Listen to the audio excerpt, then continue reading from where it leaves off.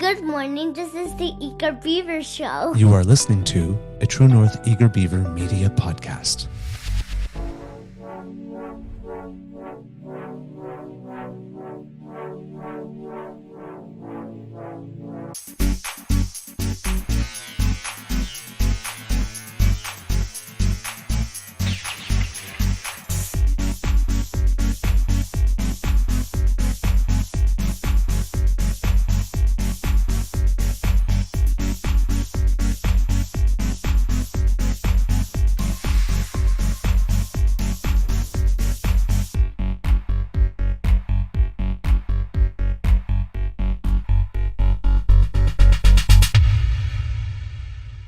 The True North Eager Beaver podcasts are proudly brought to you by our founding sponsors, the Miss V Mysteries from Corvid Moon Publishing, your source for science fiction, fantasy, and cozy mysteries featuring a broad diversity of characters.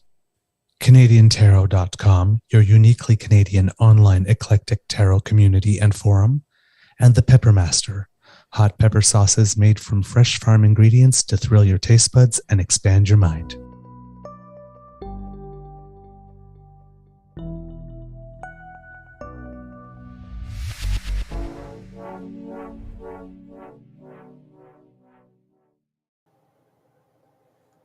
Well, good morning and hello, kids, and welcome to Season 3 and episode number 288 of the Daily Beaver Morning Show here on the Crier Media Network.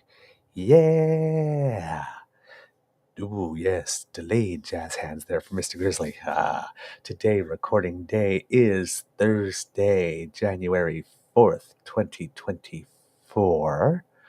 Because yesterday when I promoted the show, for some reason, I wrote 2023. I did see that.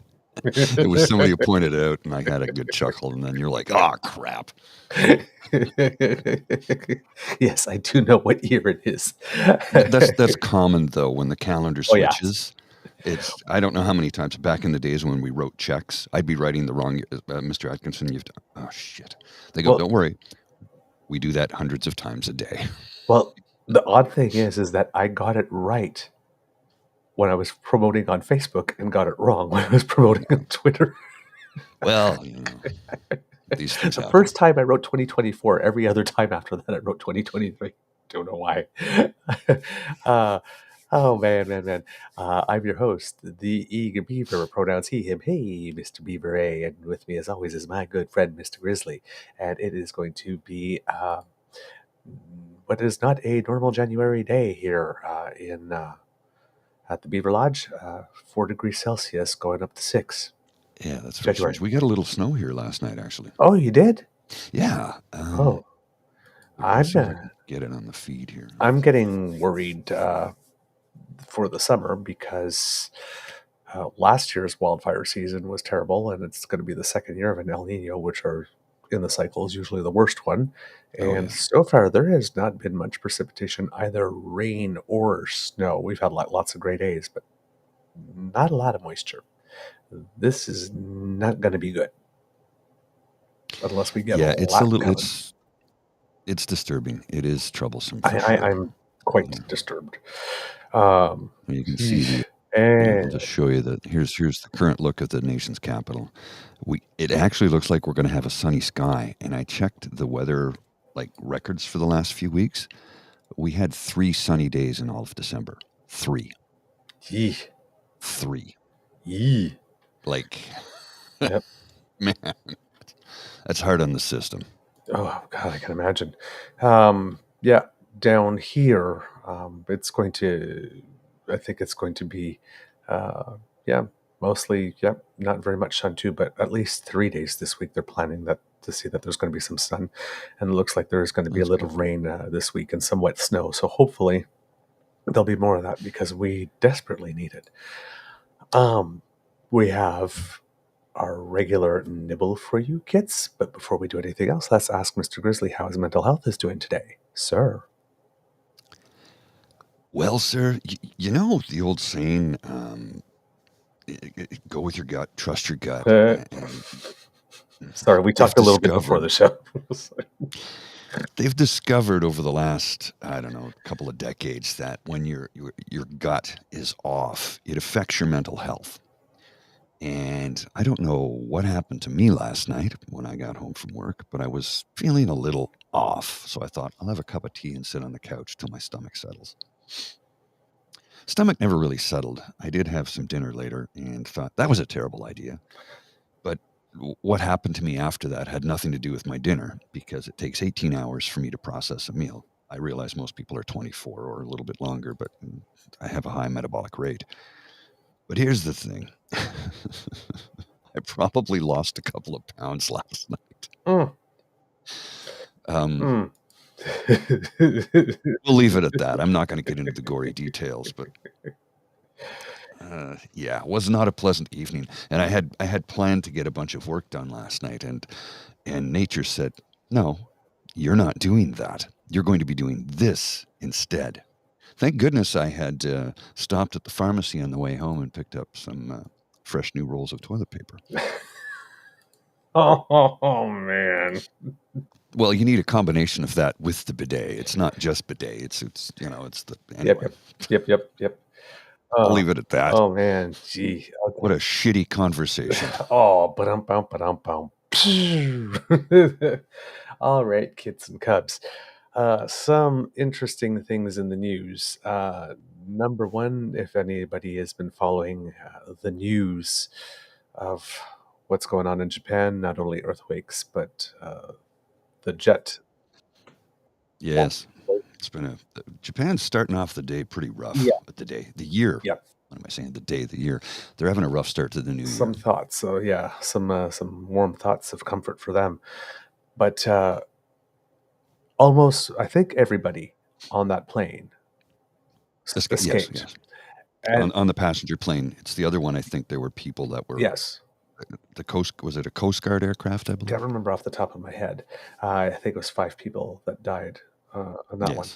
But everybody else on the big plane got off and was safe. And I don't know why, but my first thought was, gee, it really pays to read that leaflet. Yes. Well. Right? Number one. And number two. Japanese culture, they would already, they would follow. Yes. And number two, see what happens when you actually listen to experts and not spend time on the plane debating whether or not the shoot will be effective? Yeah. Because I have a feeling that in North America there would have been some dumbass standing in line and say like this, those slides don't work. I'm not going to rely on experts. Just let me grab my laptop. Somebody would have been arguing with a flight attendant. I'm not going to follow your rules. Damn well that would have happened. At least one person would be an idiot. I'm not listening to you. You don't know what you're talking about. Plane about to go boom. You just slide. This is what we do for humanity.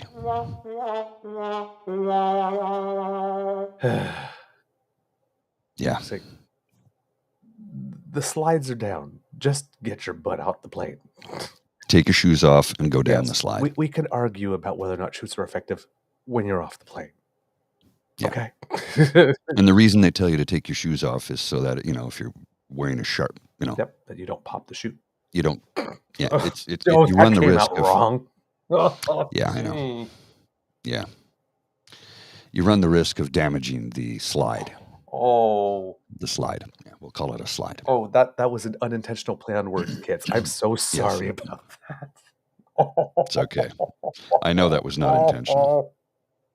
If it was intentional, you would have had a sly grin, and you didn't. You realized after you said it that, somebody's going to clip that somewhere. I know it and put it out on the internet somewhere. Yeah. I think this might be the first time I'm a little red-faced. A little bit, yeah. You actually are blushing. And I wanted to say that came out wrong, and that would be bad too. That would be even worse. Yeah, you just...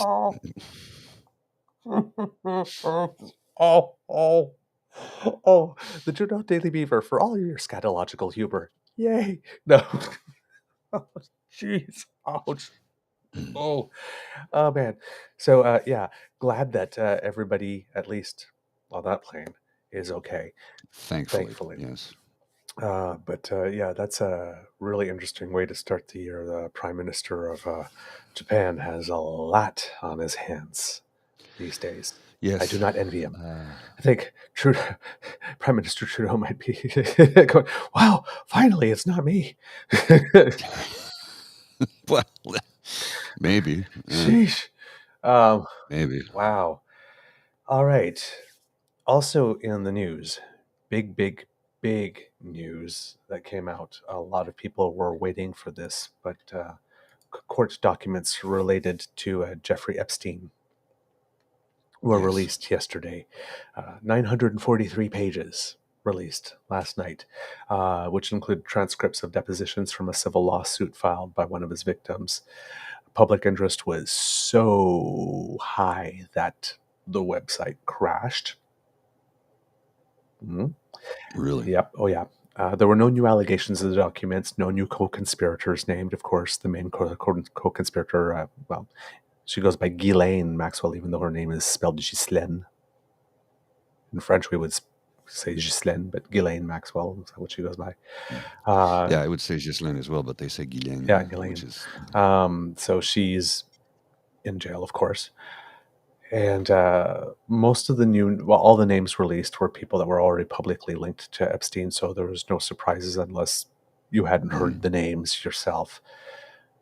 Except what David Parker tried to spin as a line of utter bullshit. And I don't know if you saw that or not. Yeah, we'll get to that. Okay. And so, Prince Andrew, for whom there were some allegations of wrongdoing, is on the list, but there are other people on the list. President Bill Clinton, former President Donald Trump, for whom there are for Bill Clinton, there are no allegations of wrongdoing. Trump, there are no formal allegations of wrongdoing. There are some suspicions based on other allegations that have been made against him in other parts of his life. So people are wondering if you did it potentially, like, for example, to E. Jean Carroll, then maybe you had you have a history of knocking on the doors of your Miss Teen pageants while people are in various states of undress, then maybe. But no allegations formally, specifically. Former sex crimes prosecutor Dan Shore made a point of saying, just because the name is on the list, that should not be an automatic association of guilt. There are other names, like Michael Jackson, magician David Copperfield, that are among the list of dinner guests. But again, no accusations with regard to them either. I met David Copperfield years and years ago. Oh, did you? He's really tall. Yes. Yeah, when did I meet him? 1988, 89, 1990, something like that. Yeah. I met him at the Chérie in Hull. Oh, okay. Yeah. I used to DJ there, but I wasn't DJing there when I met him. It was just for a big anniversary party. There's a lot of celebrities there that night, too, if memory serves. But David Copperfield was one of the special guests. Willie Ninja was there. They brought him in from New York City when voguing just became a thing. Ooh. And then Madonna released the song like a year later. Yeah, he was there doing it. It was cool. I got to meet him. He was a unique individual. Voguing, voguing was so much fun. It didn't last long as a craze. I mean, it lasted long for those who were into it. It was a big thing. Actually, there's a great TV show called Pose that was about the entire culture. Really, really good show.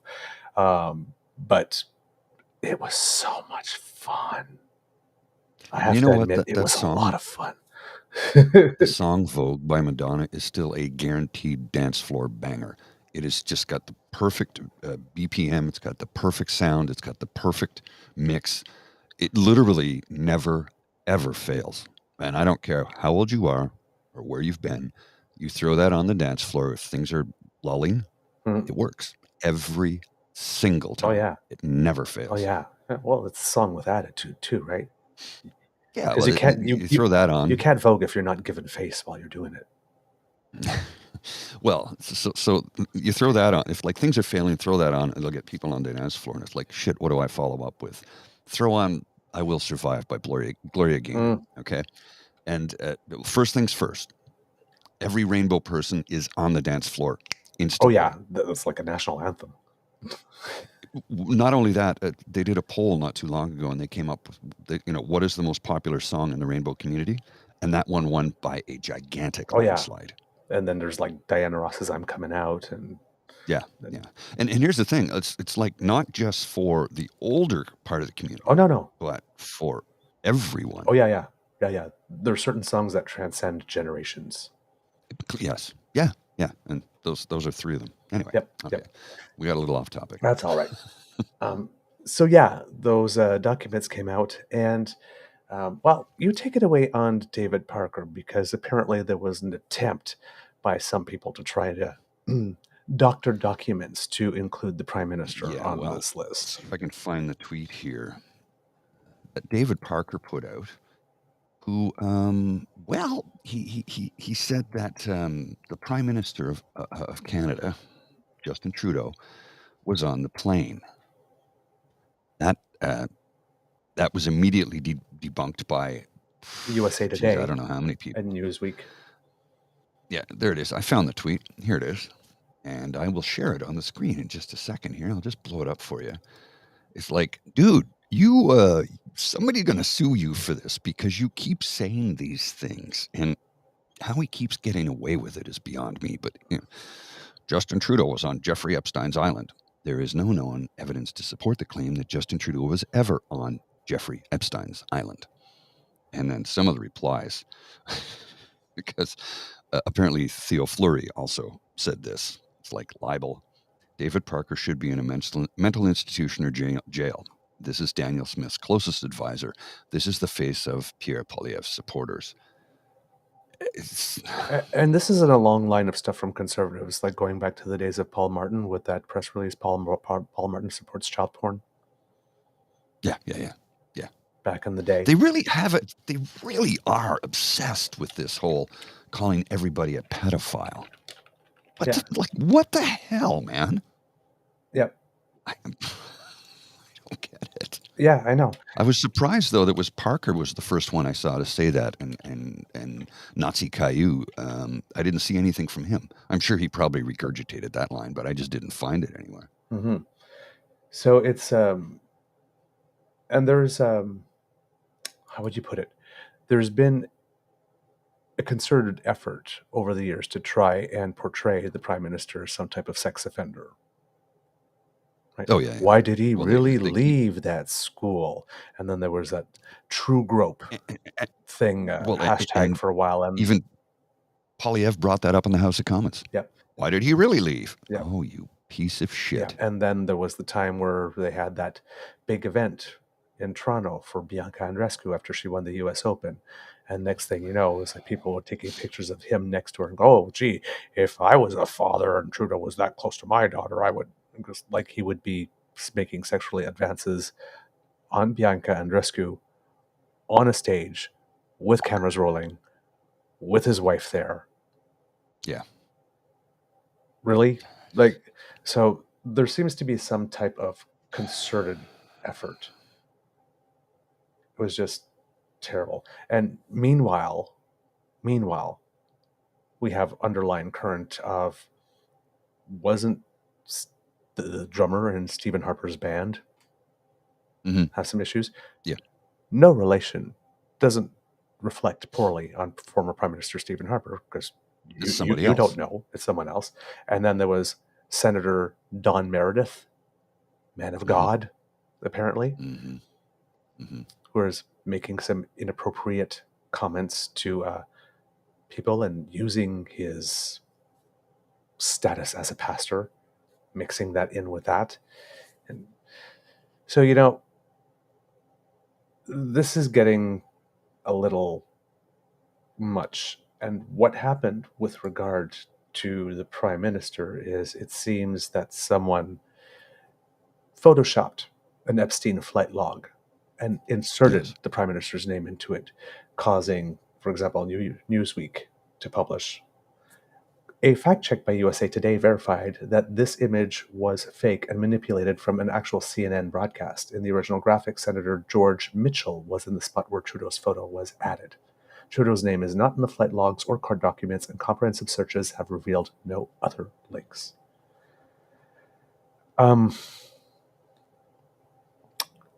How can I, when you're saying libel, yeah, But we just had an interview with lawyer Douglas Judson about how it is, at least in Ontario, you can't use it as a defense in slap legislation or in a slap action or anti-slap action to say randomly calling someone a groomer or a pedo is just my freedom of expression. No, it's not. You'd think people would have taken a tip from that. Apparently not. Well, you think David Parker watches anything we say or do? No, clearly not. Of course not. He lives in his own bizarre little world. And why are, I mean, come on, the man was homeschooled by a pastor. Not that there's anything wrong with that. But my question is, why is the premier of the province of Alberta taking advice from him? Yeah. He has no real world experience. Yep. I'm sorry, he doesn't. And why would you be taking... when you put a tweet out like Parker did, it seems to me that if you were a politician that was associated with him, the first thing you would be doing is running to a camera or a microphone saying, no, and we are cutting all ties. But they don't do that. And it seems to me that if you were in the media, one of the first things you would be doing next time she has press availability would be asking her about that. Well, you know, I'm not going to say that Parker's an idiot. He's not. Oh, no, he knows what he's doing. He knows what he's doing. He's a manipulative little shit. Yes. And he's good enough in a one-on-one interview style thing to realize he's out of his depth and will change the subject immediately. So he's not an idiot, but he is a manipulative little shit. And I've said time and time again, he's going to push the wrong person too far and going to pay by that. I don't, when I say pay the piper, that means somebody's going to sue him. Somebody's going to dress him down. I don't know. But his find out day is on the horizon and he is going to face it. And, you know, a lot of people have tried to help him and say, dude, dial it back. But he doesn't listen. Yeah. He doesn't listen. And I believe there was another instance of this recently. I can't remember off the top of my head, but I remember there was a bill that was proposed in the House of Commons as the session was ending that Liberals voted against, and you had Conservatives going out again saying, you know, that they didn't want to protect kids with regard to pornography and sexual exploitation. Mm-hmm. We're talking about the father of 3 children. Yes. You think he doesn't want to protect them? Like, I just don't understand this thought process. And also, it's the people that, like, just, okay, let's get into this for a second here. The people who blame Justin Trudeau for every ill in their lives because Pierre Poilievre has told them to blame him. Because that's what it boils down to. People like Parker and Poilievre and Smith and Moe. Not Doug Ford, though, for the most part, surprisingly. Yeah, but he doesn't go there. He doesn't go there. So I'll salute him for that, Doug. I mean, you're a horrible human being, and you've done millions of people a disservice and damage across the province of Ontario. But you are smart enough to not go there because you know it's all bullshit. And Doug's full of shit, but for some reason he doesn't cross that line. Maybe it's because he's actually had a human moment with the Prime Minister. I don't know. I'm not even going to speculate. But what I'm getting at is there's so many people that are blaming every ill in their life on the Prime Minister.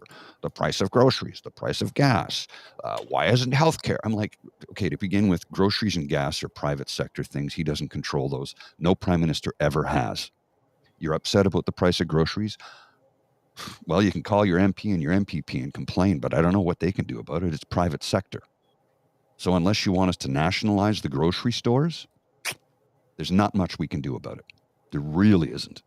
Supply chains, those people get screwed. In the end, it's the profiteering of these big corporations. If you want to get upset about healthcare and how long you have to wait to get a bed or to see a doctor, Don't complain to the federal government because they give the money to the province. The province doles it out as they see fit. Healthcare is a 100% provincial responsibility. And to that, our premier, Doug Ford, has cut $2 billion from the healthcare budget. And he's missing how many billions of federal funds? So stop blaming the prime minister for every bad thing in your life. Blame him for things that he has responsibility for, but not things that are beyond his control. Like the price of groceries, the price of gas, the lineup for healthcare, the problems with housing, which, by the way, the federal government is doing something about because the provincial government has not got off their ass in years and done a damn thing for it. So, it's people are being so misinformed by slogans from Pierre Poilievre and his ilk, lying to people daily about Justin Trudeau's responsible for, and I'll make it better. I'll make housing affordable. Nothing he can do about it unless we start building more homes affordably and providing tax cuts to construction companies that are building them with the incentive that you get the tax cut, but only if you pass it along to the purchaser. You cannot profit off this tax cut because we will cut your funding immediately and we will blacklist you as a contractor working in the federal government, working for the federal government. The federal government is getting back into building houses again, which they stopped doing, under Brian Mulroney, correct me if I'm wrong, and then it went further under Chrétien. Pardon?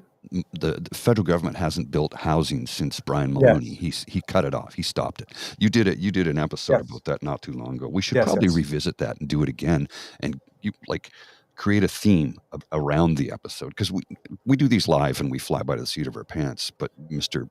Beaver always has facts and points to back up what he's talking about.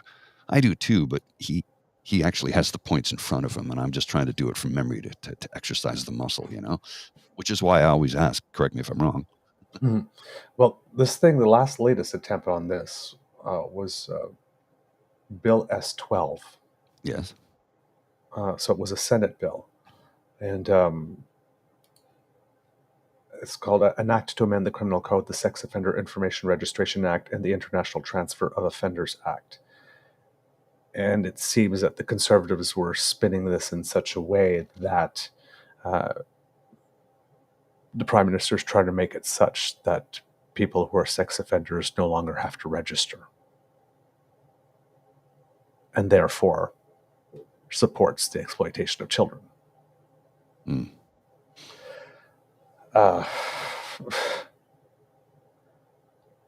They're obsessed. They're literally obsessed with this thing. You're right. There's a limit. There's a limit to how much we should not be tolerating this as a society. If someone actually is a pedophile, if someone's actually doing bad things to children, if somebody's actually putting children in danger, like, for example, passing a notwithstanding clause bill when it comes to transgender children, simply saying, I would prefer he than she, or they over he and she, thus risking their security at home, creating a situation where they may be kicked out of the home, where they may become one of the 40% estimated homeless street youth who are rainbow, who are then at risk of being sexually exploited or trafficked. That is a bill and a move that puts kids in danger.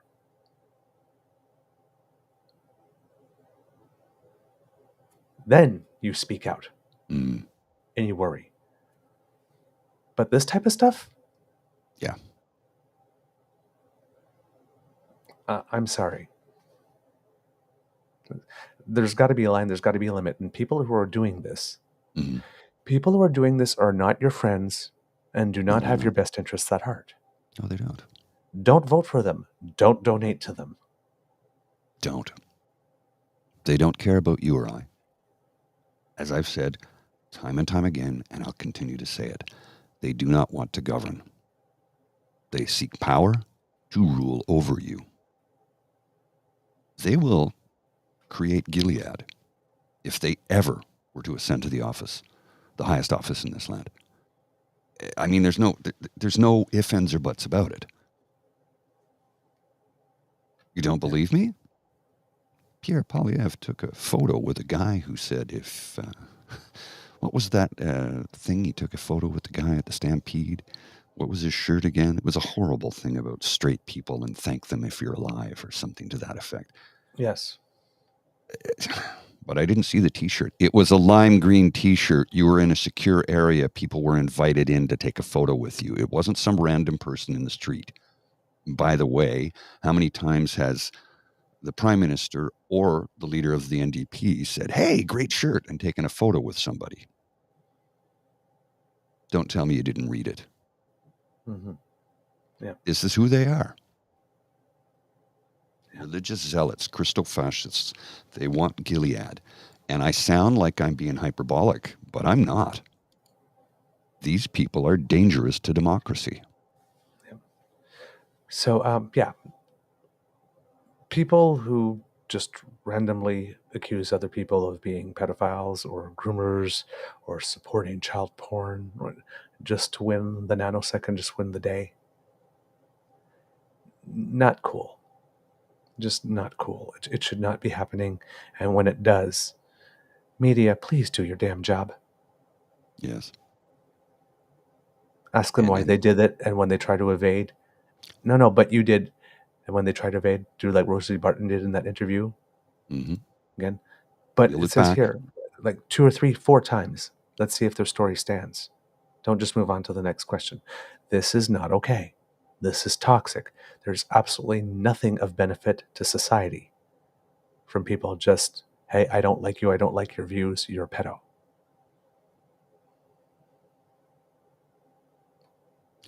Yeah, it adds nothing. And it's the thing that he just continues to get away with it. And it's the worst thing you can accuse another person of. Could you think of something worse? Because I honestly can't. Other than actually like eating babies? Yeah, I suppose that would be worse.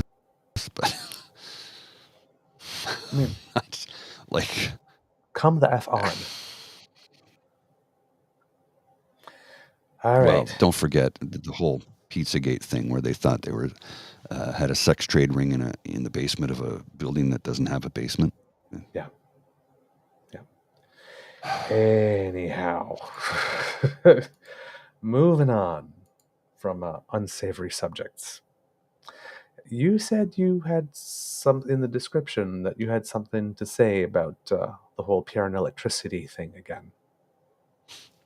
Well, let me show you this tweet here from Barney Panofsky's Best Intentions. My name's not Gordy. And then we'll get into it. Okay. So I'll share this with you first, because I always love his tweets because they're so good. I know. Pierre Poilievre says, brainy people and angels whispering in Justin Trudeau's ear are running Canada now. And when Pierre's PM, there will be freedom, and the waitresses, farmers, and electricians will tell him how to run the country. This all sounds so magical and fantastic. If we go back and look at his entire campaign speech, because that's what it was, done in front of a green screen poorly because he's lit from above when there was no actual lights when he did the original campaign stop on his rally tour. Mm-hmm. If you actually watch the entire video, he goes on a diatribe about, how electricians capture lightning and run it down a copper wire to illuminate this room. And somebody says he's being hyperbolic. Except he said it multiple times. And if that's hyperbole, it's ridiculous because it makes no goddamn sense. Number one. Then he goes on a diatribe about how a waitress, who calls them waitresses anymore to begin with, that's sexist to start. It's a server. Mm-hmm. We dispensed with that word a long time ago. Mm-hmm. We don't gender that role. You're not a waiter or a waitress, you're a server. So the server who works a double shift, serving 12 customers at a time with 12 dinner plates at minimum wage to come home and teach their child math is an expert. But he doesn't say anything about increasing her wage. Mm. so that she wouldn't have to work a double shift to feed her child and keep a roof over their head and balance the budget. And I guarantee you, if you're working a double shift as a server and you have 2 kids, balance the budget? No. You're just trying to keep a roof over your head and food on the table for your child. And if you are a server who works in a restaurant, I guarantee you most of your meals are eaten there because you cannot afford to buy food for yourself if you're feeding your children and keeping a roof over your head. And again, this chuckle fuck still will not address the fact that a minimum wage worker has to work a double shift to keep a roof over their head.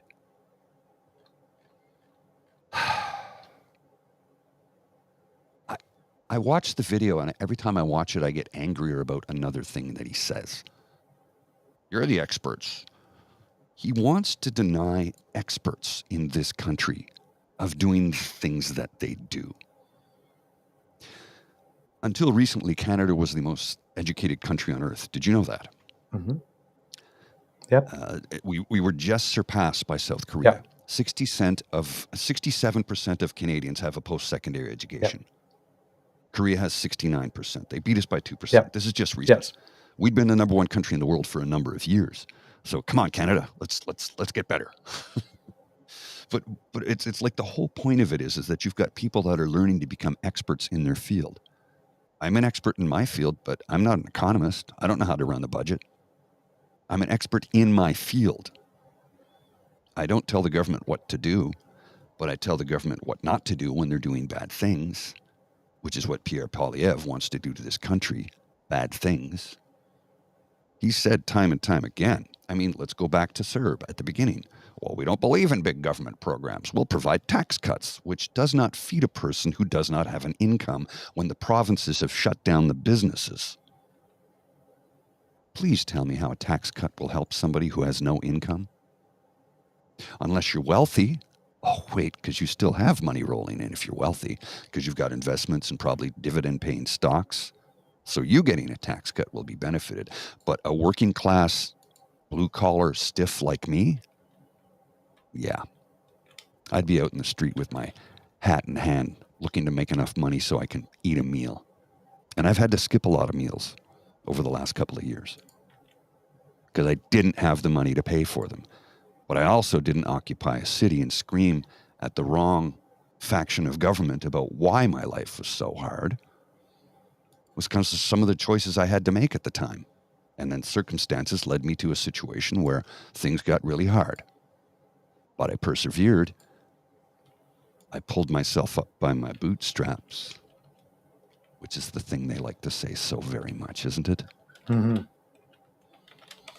Denying expertise of their experts of their expertise, pandering to the lowest common denominator, or as Skippy said, the unwashed masses, which is pretty goddamn insulting. Mm-hmm.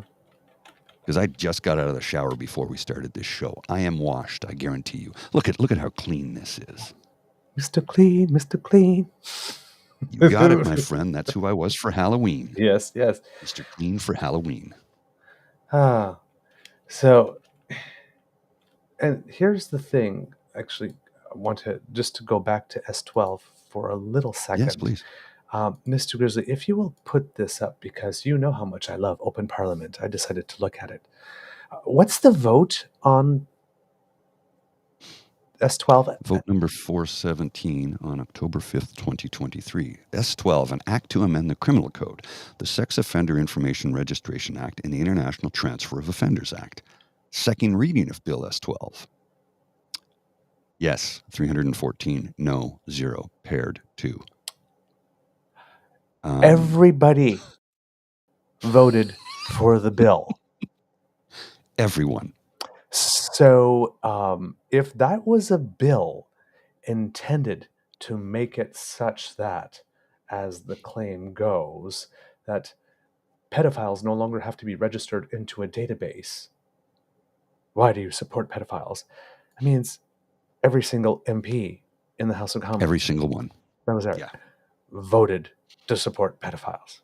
I hope you linked that web portal to that gentleman. Yeah. Okay, good. It's like,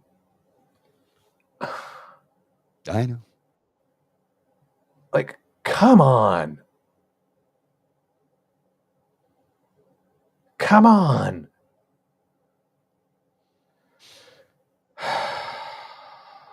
Gotta effing be kidding me, man. All right. So Skippy's being a dork. His fans are being a dork. Oh, God, yeah. Nothing new in Canada.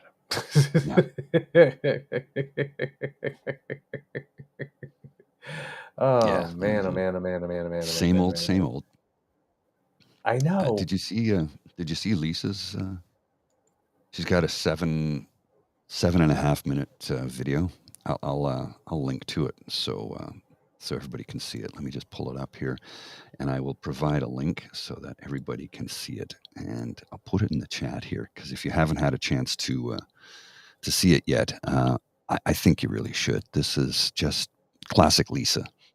She really goes for the throat on this one.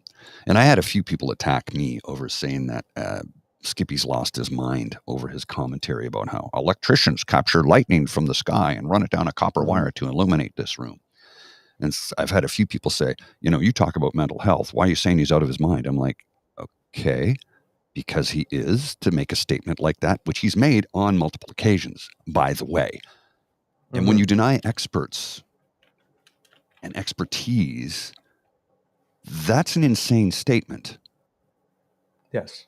And as somebody who has mental health issues, I can tell you, he should not be anywhere near the reins of power in this nation. I'm calling him out because a politician who is the leader of the loyal opposition is saying outlandish things that are nonsensical, that are dangerous. They should never be near the reins of power. Ever. Yes. So call me out if you want. I really don't care. I have a clear conscience on this. Somebody who has a mental health issue, like he clearly does, should not be anywhere near the reins of power. Or at least should be receiving some sort of psychotherapy and perhaps some medication. But he's unhinged. And not only that, he green screened the whole thing. It was so horribly done. I got a green screen here, but I'm well lit. He's lit from above and the crowd isn't lit. It's like, dude, you're providing fake shit for us once again. And Brittlestar did a really good comeback. I don't know if you saw it or not. I've got it bookmarked, but I haven't had a chance to see it yet. It's good. It's so good. It's so good. All right. Well, I'll take a look at Lisa's thing as well, and perhaps we'll be able to take a clip out of it. Yes. I wanted to talk a little bit. Kit Cassie had sent us a message in the chat a few episodes ago about Premier Wab Kinew having to sort of reverse himself. It's probably not a reversal, but it's probably just a delay on his promise to open up new ERs, I think, and open up some and build some schools. I don't quite remember. I had saved it so that I could talk about it later, and I do not remember where I put it. I am so Kit Cassie, if you are listening this morning, if you could send us something, yes, at truenortheagerbeaver@gmail.com. I'd like to talk about that more and get more details because I have not been able to find the article based on the web searches.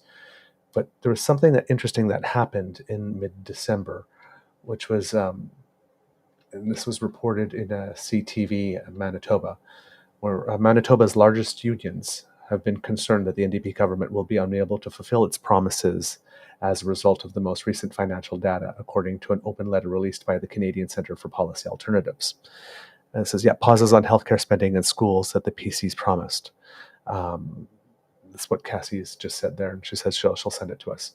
The letter that they received said that the tax cuts promised by the government will make it harder for it to achieve its goals for healthcare, class sizes, and homelessness.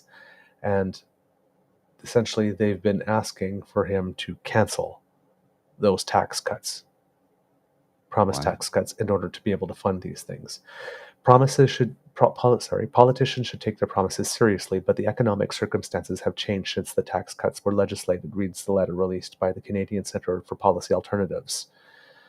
During the election, Premier Kinew pledged to balance the budget during the NDP's first term and not raise Manitoba's PST, and has also promised to keep the tax cuts introduced in the previous budget created by the Progressive Conservative Party. Quote, "We're concerned about all tax cuts robbing the government of revenue right now when we know there's pressing problems," said Molly McCracken, director of the Manitoba office for the Canadian Centre for Policy Alternatives. "Being the premier, being the government in charge, means looking at the priorities and making sure you have the means and resources to do so," said Kevin Rebick, president of the MFL, Manitoba Federation of Labor. The government revealed last week, this was in early December, that the province's deficit is $1.6 billion, up from the $363 million projected in the 2023 budget. Now, I'm not sure whether or not it was the budget that was projected was unduly rosy, because it was projected by the Progressive Conservative government at the time leading up to an election, or whether or not there just has been a sharp shock to the financial situation, which has meant that the numbers have been revised. So I'm not going to suspect or speculate on this being some creative accounting by the former government. On this one, I do not have enough information, although we do know not to put it past Conservatives, right? Harper left the Liberals with a balanced budget by selling all the GM stock at a loss. Yes. Canadian Wheat Board. Yeah. And then, yes, of course, he just dropped the gas tax for 6 months as well. So it's like, again, you don't have the luxury of not taking in revenue at the moment. I wish our premiers would understand this. Yeah, I expected, Cassie was saying that she's seen gas for 99 cents a liter. I'm like, well, good, but it's like cutting tax revenue that is desperately needed is at a time like this. I don't think that's a good idea. I mean, Doug cut $2 billion from healthcare. He also lost us $1 billion by getting rid of license plate renewal fees. Right. So you do not have this luxury. Well, and you can't forego $1 billion in revenues from license plate fees and then go to the government and says, "I need money for healthcare." Yeah. Oh, we save tax. I'm like, no. If you can afford to drive a car, this was always a cost of driving your car. Yeah, period.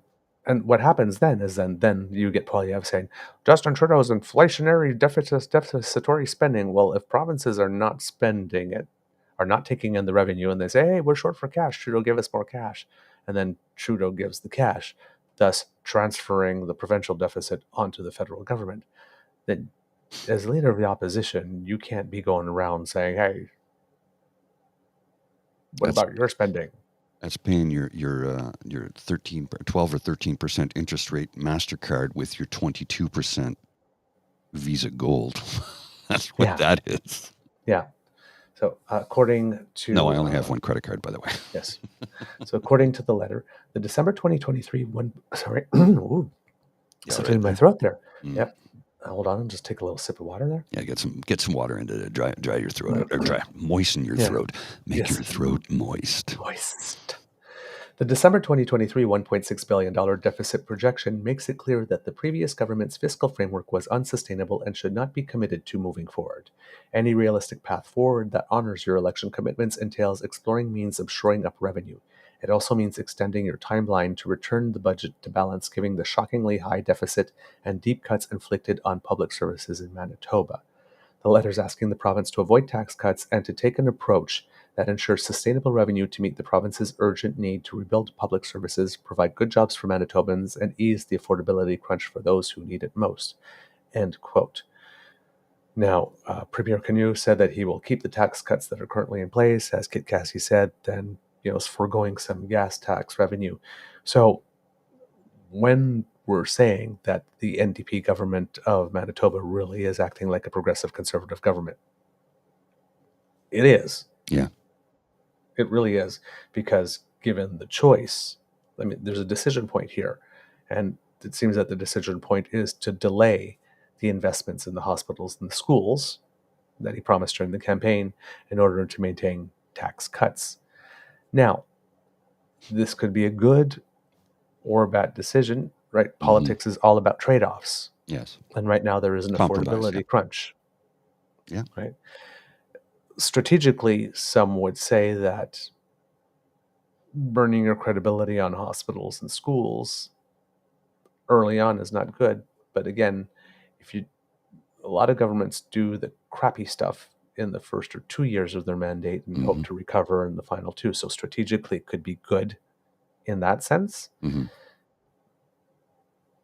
Or you burn a lot of political capital right off the bat and you don't have much credibility for 3 years, 3 and 4, which could also. So it's a trade-off, because the other way around too is that he could not have the tax cuts and the gas tax cut and invest in the hospitals and then get pilloried on that during an affordability crisis. So it's somebody's making a decision that which is the aspect on which you want to lose credibility and lose some political capital first. Right.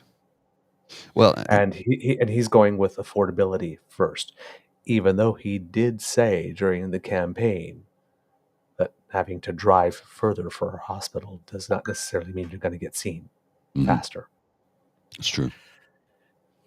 And again, as we've said time and time again, I'll reiterate this. They are NDP in name only. These are progressive conservative policies. And now we're leaning towards some conservative policies. But as Cassie stated, he's looking to, it's like he's going to make cuts here, but he still wants to search the landfill, but he wants to split the costs with the feds. Okay, I get the split the costs with the feds. I don't have an issue with that. The feds will probably do that. Yeah, I don't have an issue with that. But it's like, wait a second now. If you're going to cut over here to do this, it's like... Yep. And none of these, to be fair to Mr. Kinew, great, none of these are enviable choices. No, not a single one. He has to swallow himself whole on one of them. He is going to lose political capital on one of them. It's just which one is more strategic to do it on first. Which one do you think you can recover? Well, and that's the game, right? That's politics. You're going to take a hit. Period. Yeah. It's how it is. You want to win over here. You want to win over here. You got to lose over here. It's just how it goes. Yep. You can't make a litany of promises that most of which are just not possible to keep ever, without learning that you're going to have to make a sacrifice and a compromise, and that's just how it goes. You can't make everyone or keep everyone happy at all times. It's impossible. But this is the difference, however, between making a promise that you will not be able to keep, because they did overpromise. Oh, yeah. And making a promise and finding out it can't be kept. Yes. Which is what happened to the Prime Minister on electoral reform. Right. Well, he made the promise. He took the steps. He had the public consultation. When that didn't generate enough activity, he did the compass polling that everybody said was trying to gear it toward. But he kept on trying to find an avenue. And he realized that he met up against a wall that the Bloc Québécois and the Conservatives were just not going to allow it to happen. And that the NDP and the Greens were not going to allow any other option but proportional representation to be considered at all. So it was deadlocked and died on the floor. It was completely deadlocked like this.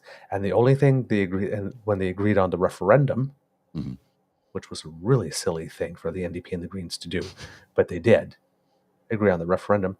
They couldn't agree on terms. They couldn't agree on threshold. They couldn't even agree on a question.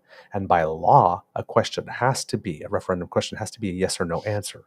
And the Greens were saying, well, you need a referendum. We've already decided that we're not going to have first past the post. So why would we do you want to keep first past the post or move as a yes or no answer as a referendum question? We've already decided that we're not doing that. The referendum should be which form of proportional representation do you want? This form or this one? Not proportional representation and ranked ballots or anything, right? It's which would have required passing new legislation to change the Referendum Act, which of course the Conservatives of the Bloc would have opposed, which means that none of that could have been done within the 2 years that Elections Canada said we need to do it, because then we need to redraw the maps. Right. And he just like woke up and says, and then everybody turned around, and then you had the NDP goes, but you promised.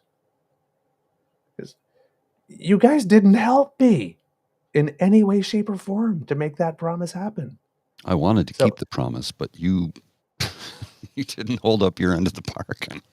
Right. So that's why I said, as voters, we have to make the difference between promises that were made knowing that they can't be kept. Yes. And promises made, and then you get into the job to, ooh, damn. It's not going to work out. We can't keep this promise. Which is why sometimes over-promising and under-delivering is a bad thing. It's always a bad thing. Under-promising and over-delivering is always a good thing. That's always a good thing. Indeed. Always a good thing. Mr. Grizzly, do we have a show? We do, sir. We do indeed. All right. Kids and Cubs, that's the end of this episode of the Daily Beaver Morning Show here on the Crier Media Network. We hope that you enjoyed listening to us because we love making this for you. We wake up very early to do this for you. I start at 5 a.m. 5 a.m. Yes. Remember that sharing is caring, so please tell your peeps and poops all about us. And if you want to be sure that you don't miss an episode, well, you do not have to, thanks to the Ray Girl, the fabulous, wonderful Ray Girl, who sponsors our Podpage site. That's podpage.com/the-true-north-eager-beaver, lowercase letters with a hyphen between each one of those words. And if you scan that QR code that's right under my chin, that will bring you right there. And that way, when we have something fresh off the bandwidth, we will deliver it gaily forward to you. Finally, Mr. Grizzly was able to get stuff working to put some new episodes up. We're having a little problem with getting the Abacus Swings episode up. For some reason, it keeps on associating it with the Smile episode. So, again, if you happen to be listening on... But I'm just... It's just something's funky going on there. So... we will get it right. It's taken a little bit longer than normal because it's a backlog of work. Yeah. But just be patient with us. Thank you very much. But we will get it right. If you would like to support us in other ways, make like Elaine and go to our True North Eager Beaver Media Incorporated YouTube site, which has gained, again, more subscribers over the last little bit. Thank you so much. We really appreciate it. I'd like to thank Cranky Canuck for helping us out with that too. I think he subscribed. Oh, yeah. And there was a few other folks that came along from watching his interview yesterday. So yes, thank you, Snowman. Yes. Thank you. Yes, definitely. So please, there's like, share, subscribe over there. Please click those buttons, have fun, smash all you want. And if you would like to encourage us to do a little more, then that QR code by Mr. Grizzly's head here on the screen brings us to the Eager Beaver Lodge Emergency Hydration Fund, which, see, I needed it today. Yes, you did. You helped. You helped.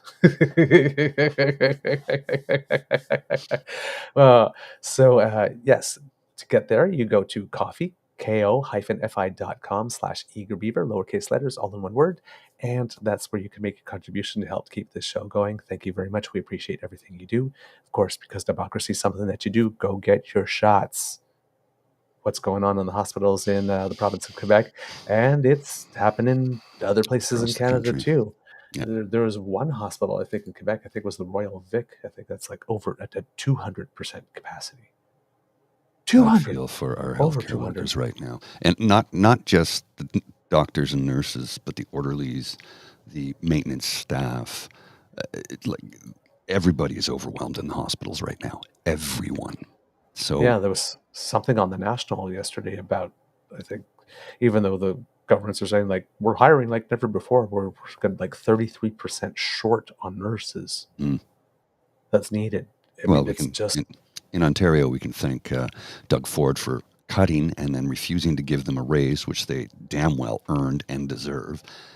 And then, of course, Mike Harris's wife has a company that is a staffing association of nurses, where they pay them a little bit more, but don't give them any benefits, work them to the bone, and charge us, 4 times as much? 3 times as much. Yeah. So for the same service. Yeah, and they're hanging around in hospital parking lots, poaching the nurses away from the hospitals. The Ontario Nurses Association says the provinces need an extra 24,000 registered nurses, and they're leaving the profession. We're not recruiting them. So it's like when your best healthcare policy is don't get sick. Well, again, we're human. We get sick. It's what we do. Well, this is what's going to lead to my words of wisdom. All right, Mr. Grizzly, let's give us the words of wisdom, please. If you are angry with the healthcare situation in the province that you reside in, point the finger of blame where it should be pointed. Not at Parliament Hill or the federal government, not at the Prime Minister of Canada, at your Premier or MLA. Is it MLA for the Premier? It's still Premier, isn't it? Even when there's legislature. Yes. So point the finger of blame at your Premier, because healthcare is a provincial responsibility. There's a civics lesson for you, folks. Provincial. The mandates are provincial. It's a provincial responsibility. The premiers are the problem. They are the problem. I'm looking at this here. I have the data in front of me. As of Sunday morning, the average stretcher occupancy rate in Montreal was 125%, according to Index Santé. The Royal Victoria Hospital was at 221%, the Montreal General Hospital at 184%, La Salle Hospital at 180%. The occupancy rate in the Laurentians was 151%, with Mont-Laurier Hospital at 220%. Average occupancy rate in Lanaudière and Montérégie regions was at 175 and 142% respectively. In the latter region, Barrie Memorial Hospital was at a whopping 280%, with Anna-Laberge Hospital at 181. Mauricie, Centre du Québec, and Eastern Township regions were both averaging 114%, while the Capitale Nationale region was at 106%. This is ridiculous. Talk to your MPP, your MLA, and your Premier. And I don't mean via Twitter or Facebook or email. Get down, write a letter. You can type it out on your computer and print it. And hell, if you can't do that, you can go to a store and print the document. You can write it on your phone and Bluetooth it to a printer at a Staples store. Some corner stores have printers available. Print it, drop it in an envelope, and send it. You don't even have to pay postage. Postage is covered. Send it to your MPP, your MLA, and your Premier, because or better yet, they are the ones who are responsible. Or better yet, call and ask for a meeting. Do that. Performance review. Yes. All right. Remember, we pay these people. Yeah. And they're not working for us at the moment. Clearly. All right, Mr. Grizzly, roll them credits.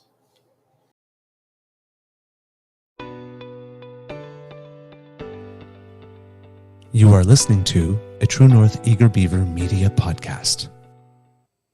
The True North Eager Beaver podcasts are proudly brought to you by our founding sponsors, the Miss V Mysteries from Corvid Moon Publishing, your source for science fiction, fantasy, and cozy mysteries featuring a broad diversity of characters.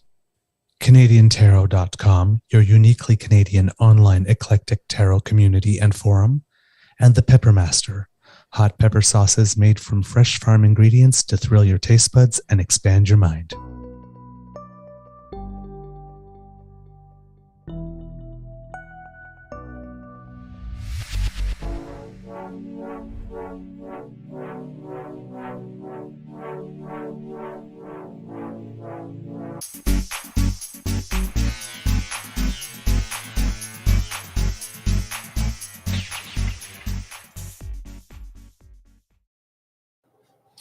For the Easter egg, we have the Eager Beaver curling report, because you all wait for it with bated breath.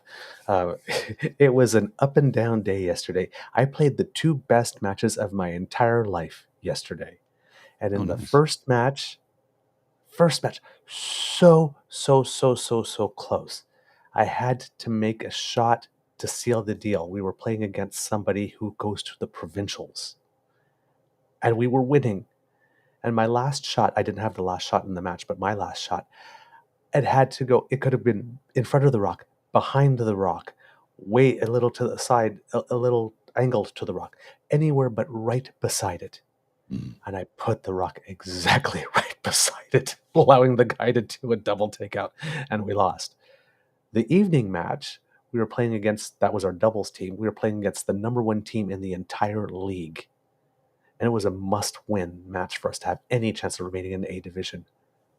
And I made the perfect tap back on the last shot of the match, clutch, for 3, and the win. We beat the best team in the entire league. Oh! And now next week we have to do it again. Because now the best team in the league is now number 2 because we beat them. We have to play the best team in the league now, next week, to try and remain in A.